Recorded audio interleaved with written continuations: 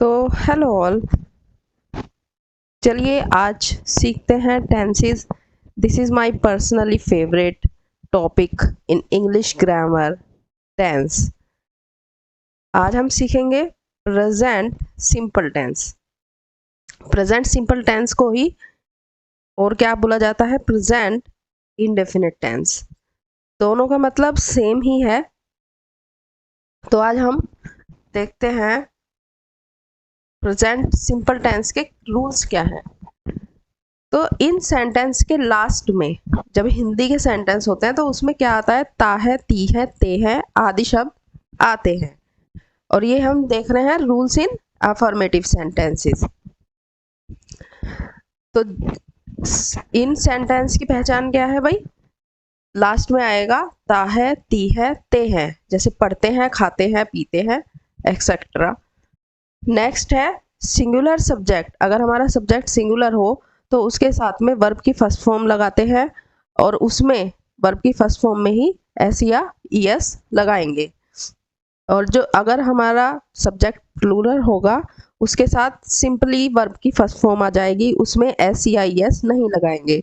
और simple tense एक ऐसा टेंस है जिसमें helping verb in affirmative sentences नहीं होती है। नेगेटिव सेंटेंस में आएगी डू या डज, लेकिन अफर्मेटिव में नहीं आएगी। इसमें सिंपल हम क्या लिखेंगे? सब्जेक्ट, सब्जेक्ट के बाद हमारी वर्ब की फर्स्ट फॉर्म में एस या एस, या फिर प्लूरल सब्जेक्ट है अगर तो वर्ब की फर्स्ट फॉर्म आ जाएगी सिंपल। बाकी का हम ऐसे ही सेंटेंस बना लेंगे, लेकिन इज, आर, एम, वो इस तरीके का कोई भी हमारी हेल्पिंग वर्ब नहीं यूज होएगी।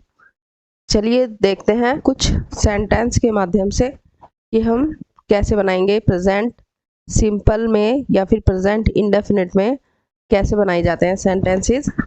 तो पहला है मैं बाजार जाता हूँ। देखिए मैं है तो सिंगुलर, लेकिन मैं के साथ में रूल्स फॉलो होते हैं प्लूरल वाले।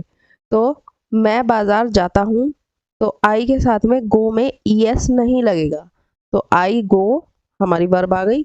आई go to the market, subject के बाद डायरेक्टली क्या आ गई? वर्ब आ गई। नेक्स्ट, राम स्कूल जाता है, तो राम सब्जेक्ट, गो हमारी हेल्पिंग सॉरी मेन वर्ब है ये गो। गो के साथ में ईएस लगा दिया, गोज टू द मार्केट। कहीं पर एस लगेगा और कहीं पर ईएस लगेगा, वो अकॉर्डिंगली लगेगा।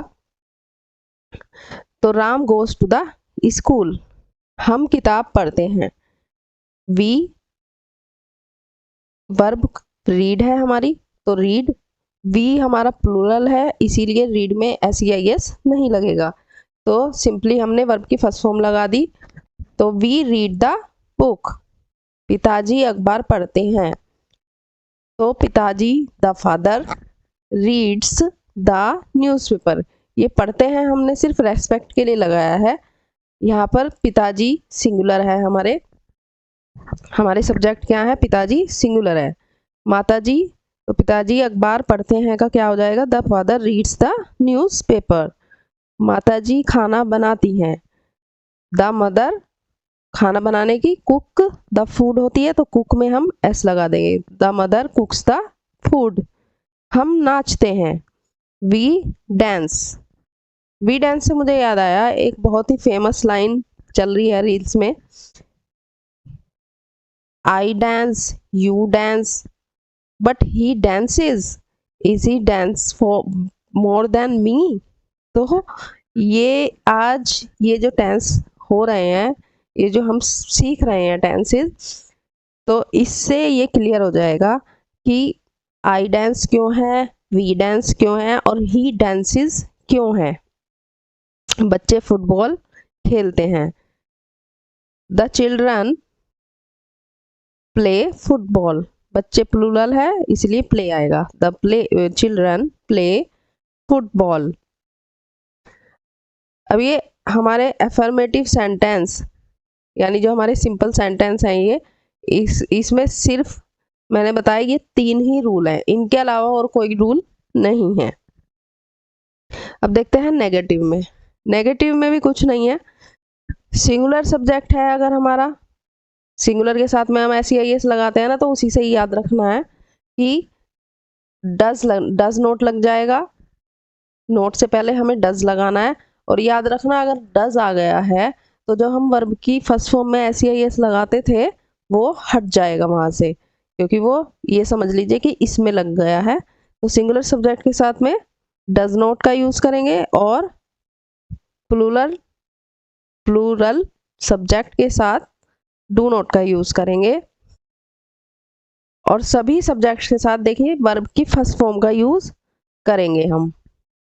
वर्ब की फर्स्ट फॉर्म मैंने यहाँ पे इसलिए लिखा है क्योंकि वर्ब की फर्स्ट फॉर्म का यूज तो करते ही हैं, लेकिन जो हम एस या एस लगाते थे वो हट जाएगा। प्लूरल में तो लगता ही नहीं था पहले भी, लेकिन अब सिंगुलर सब्जेक्ट के साथ भी हम एस या एस नहीं लगाएंगे, वो डज नॉट और डू नॉट लगेगा। अब देखते हैं कि सब प्रैक्टिस करते हैं सेंटेंस की, तो हमें पता लगेगा कि हमें कैसे सेंटेंस को बनाना है। जैसे मैं स्कूल नहीं जाता हूँ, तो आई हमारा है तो सिंगुलर सब्जेक्ट, लेकिन इसमें प्लूरल के रूल्स फॉलो होते हैं, तो इसलिए आई के साथ में डू नॉट लगेगा। आई डू नॉट, यहाँ पे गलत गोइंग नहीं, गो आएगा खाली, गलती से यहाँ पे, ठीक है।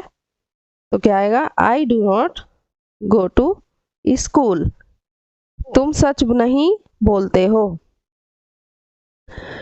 तो you do not speak the truth. सच बोलने की स्पीक द ट्रूथ होती है, यू के अकॉर्डिंग हमने डू नॉट लगा दिया, you do not speak the truth.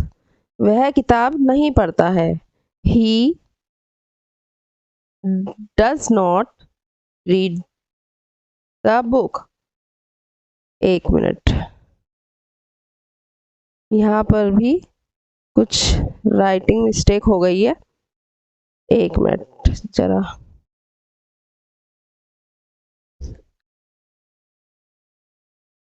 Yes, तो he does not read the book.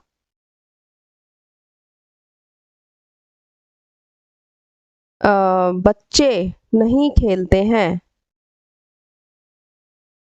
तो the children do not play.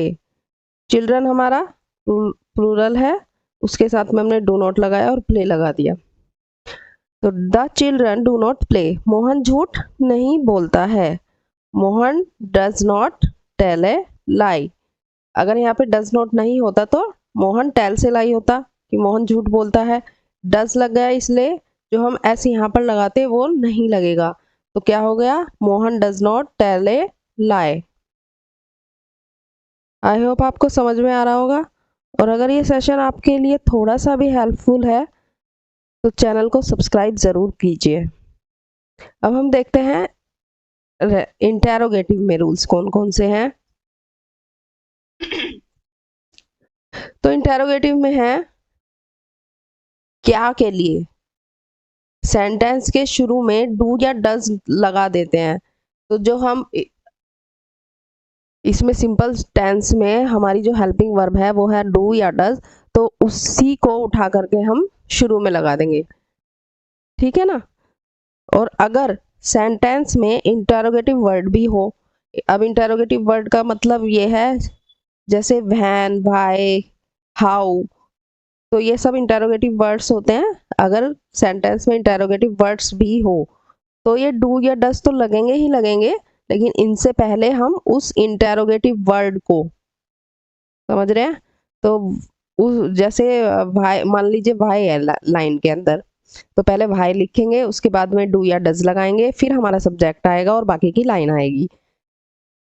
तो अगर सेंटेंस में इंटरोगेटिव वर्ड भी हो तो डू या डज से पहले उसको यानी इंटरोगेटिव वर्ड को लगा देंगे। और अगर सेंटेंस में नोट भी हो तो क्या करेंगे, तो नोट जो है वो आएगा सब्जेक्ट के बाद, जैसे हम सेंटेंस बना रहे हैं वैसे ही बनाएंगे, लेकिन नोट को हम सब्जेक्ट के बाद लगाएंगे। अब हम सेंटेंस के माध्यम से देखते हैं कि इन रूल्स को हमें कैसे फॉलो करना है। अब देखिए क्या है, क्या वह मंदिर जाता है, तो हमारा सब्जेक्ट है वह, ही के अकॉर्डिंग हमें डज लगाना चाहिए। तो डज शुरू में आ गया, इस क्या की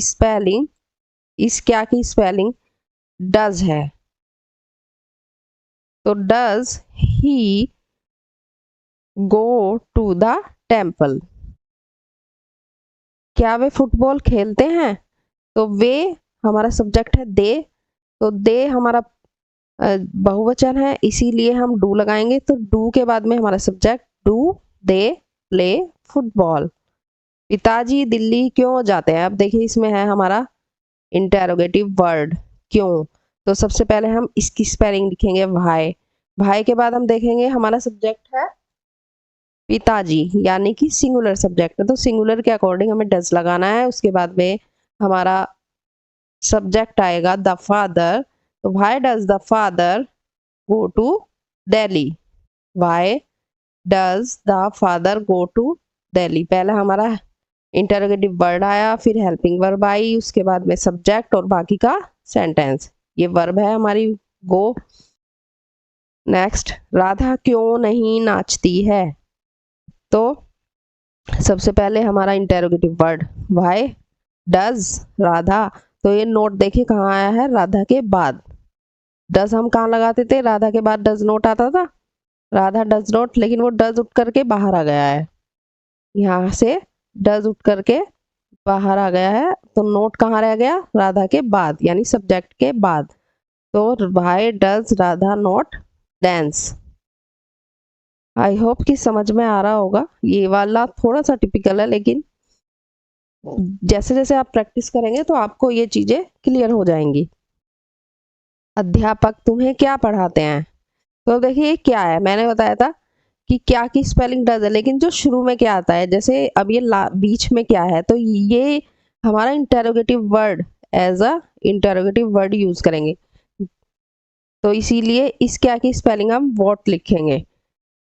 तो जैसे तुम ये नॉर्मल सी लाइन है, तुम्हारा क्या नाम है, तो ये क्या बीच में आया है, तो इसीलिए उसकी स्पेलिंग व्हाट लिखते हैं ना, what is your name, what के बाद में इज लगाते हैं, ऐसे ही इसमें है। जो शुरू में क्या आते हैं उनकी स्पेलिंग तो हेल्पिंग वर्ब होती है, लेकिन अगर बीच में क्या आता है उसकी स्पेलिंग व्हाट होती है। तो व्हाट के बाद में does helping verb, what does the teacher teach you, what does the teacher teach you. तो हमारे प्रेजेंट सिंपल टेंस के जितने भी रूल्स हैं अफर्मेटिव, नेगेटिव और इंटेरोगेटिव सेंटेंस में, वे सभी आपको समझा दिए गए हैं कि प्रैक्टिसिंग। Thank you.